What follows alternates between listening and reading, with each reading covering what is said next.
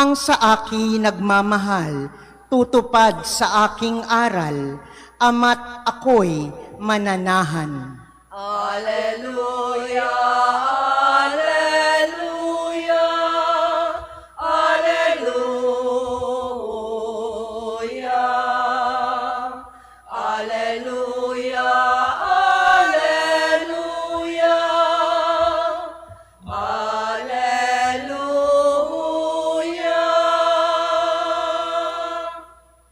Sumainyo ang Panginoon. At sumaiyo rin. Ang mabuting balita ng Panginoon ayon kay San Lucas. Papuri sa iyo, Panginoon.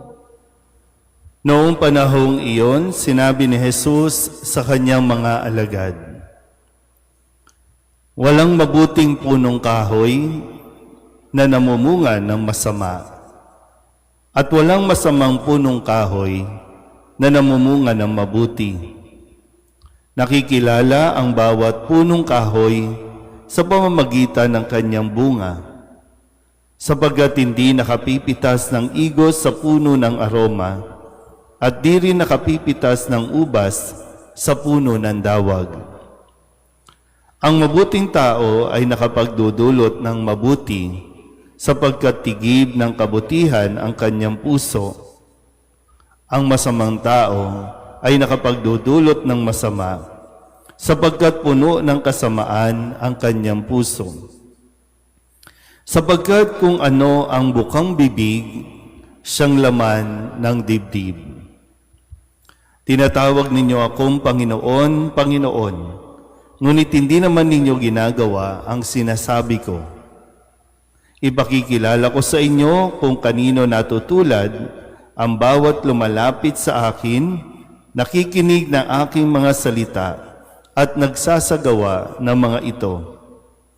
Katulad siya ng isang taong humukay ng malalim na at sa pundasyong bato, nagtayo ng bahay. Bumaha at ang tubig ay bumugso sa bahay na iyon. Ngunit hindi natinag sapagkat matatag ang pagkakatayo. Ngunit ang nakikinig ng aking mga salita at hindi nagsasagawa nito ay katulad ng isang taong nagtayo ng bahay na walang pundasyon. Bumaha, nadaanan ng tubig ang bahay na iyon at pagdakay bumagsak. Lubusang nawasak ang bahay na iyon. Ang mabuting balita ng Panginoon. Pinupuri ka namin, Panginoong Hesukristo. Isang magandang umaga po sa inyong lahat. Ngayon po ay Sabado ng ika-23 linggo sa karaniwang panahon at sa tulong ni San Juan Crisostomo na ating ginugunita sa araw na ito, nawa ay atin ding marinig ang mensahe ng mga aral ni Jesus na ibinigay sa atin sa buong linggong ito. Atin po muling balikan at nawa ay sikapin nyo rin, no? Magamat marami po sa atin matatanda na, mabilis na makalimot, mamaya-maya lang nakalimutan na natin, no? Pero maganda rin kasi na na-exercise yung ating mga utak, no? Na ano nga ba yung sinabi, yung babalikan mo, yun yung form of exercise ng ating po mga pag-iisip para hindi tayo tuluyang makalimot. Although minsan talagang hirap tayong lumimot sa mga sakit na nangyari o naranasan natin. Pero pagdating sa salita ng Diyos, segundo pa lang nakalimutan na natin. So, kaya dapat ninanamnam natin lagi at kinukuha natin ang pagkakataon kapag nasa misa ay yung maging attentive talaga tayo.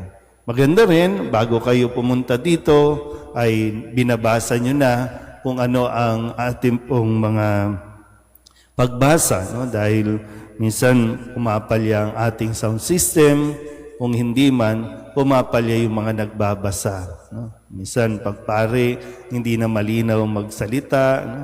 Kung buti na lang nung napalsi ako, okay pa rin magsalita. No? Pero ito ay responsibilidad ng bawat isa sa atin na pinagninilayan natin bago, habang at pagkatapos ng misa na maipahayag ang salita ng Diyos.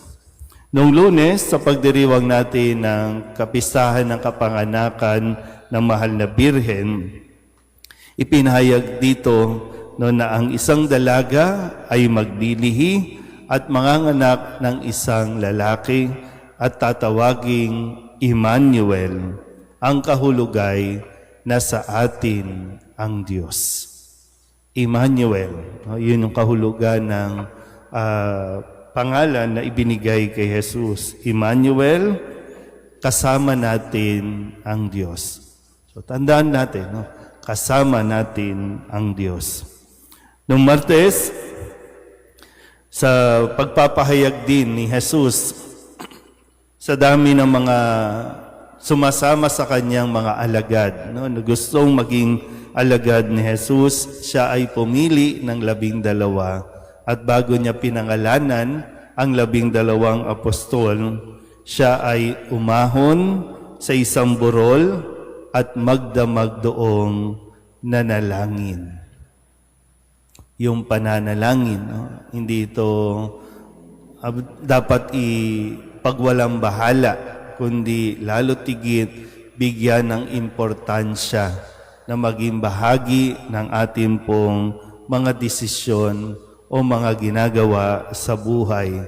Idaan muna natin sa pagdarasal, lalong-lalo na kung medyo malabo o naguguluhan tayo sa desisyon na dapat nating gawin. Noong Miyerkules, ang sabi naman sa atin ni Kristo, nawa makita natin sa estado ng buhay natin, mayaman man o mahirap, ang mahalaga nasa iyo ang Diyos. Kaya sabi niya, mapalad kayo kung dahil sa anak ng tao, kayo'y kinapupuutan, ipinagtatabuyan, at inaalimura ng mga tao. Kaya nga yung kaguluhan ba natin, yung problema bang nararanasan natin ay dahil kay Kristo o dahil wala si Kristo sa buhay natin. Nung Huwebes, ang sabi naman sa atin at paalala sa atin tungkol sa pagpapahiram, pagbibigay, pagpapatawad, hindi tayo hatol, hindi tayo dapat umatol. Wala sino man sa atin ang humusga, kasi nga kung ano ang ating ginagawa sa ating kapwa, yun din ang maaaring gawin sa atin. O ang paanyaya, higit, kung ano ang ibig mong gawin sa iyo, yun din ang gawin mo sa iyong kapwa. Kaya ang sabi ni Kristo, magbigay kayo at bibigyan kayo ng Diyos, siksik, liglig, at umaapaw pa. Nung kahapon, ang aral ni Kristo na dapat natin di mapagnilayan, ang tanong, patalinghaga pero may tanong, maari bang maging taga-akay ng bulag ang isa ring bulag? Maari ba? Common sense naman, gamitin natin yung common sense natin. Makakaakay ba ang isang bulag sa kanya kapwa bulag? Ang sabi, pareho silang madarapa. Pareho silang madidisgrasya. Kaya sikapin natin, may kapasidad ba ako? May karapatan ba ako para magsalita o mag-akay? Kasi ngayon, yung term natin nga, influencer, yung mga self-proclaimed influencer, na sila mismo hindi alam kung ano ang sinasabi, hindi nauunawaan kung ano ang mga nangyayari, pero kung maka-influence, wagas. At ngayon, sa huling araw ng ating linggo, ang paalala ni Kristo, walang mabuting punong kahoy na namumunga rin ng masama. At walang masamang punong kahoy na namumunga ng mabuti. Kung sa simula pa lang kasinungalingan na, kasinungalingan ang ating aanihin. Pero kung sa simula pa lang, mabuti ang iyong hangarin, anumang pagsubok, anumang pagtatakip, lalabas pa rin ang mabuting dulot nito. Kaya nga po, no, ang pagsabi dito, no, ang isang taong nakikinig no, ng salita ng Diyos at nagsasagawa nito, kapag siya po ay nakaranas ng matinding unos o pagbaha, hindi siya matutumba dahil matibay ang pundasyon. Kaya nga maganda po, no? Minsan, sa nangyayari sa ating lipunan, di ba, no? Ang daming kasinungalingan, pero dahil sa baha, nalalaman natin yung katotohanan. Sa panlabas, kala natin mabuti. Wow, may mga proyekto, di ba? May mga proyekto, continuous yung mga construction, pero nung bumaha, wala palang substance. Wala palang matibay na pundasyon ang mga proyekto na ginagawa sa kasalukuyan. Na siya rin namang nagtulak sa atin para alamin na natin o sisain na natin. At dito, naging mabuti ba o naging masama ang kanilang layunin? So, yung epekto o yung resulta, lalabas at lalabas din yan. Kaya lagi natin piliin na sa simula pa lang, maging mabuti ang ating hangarin. Amen?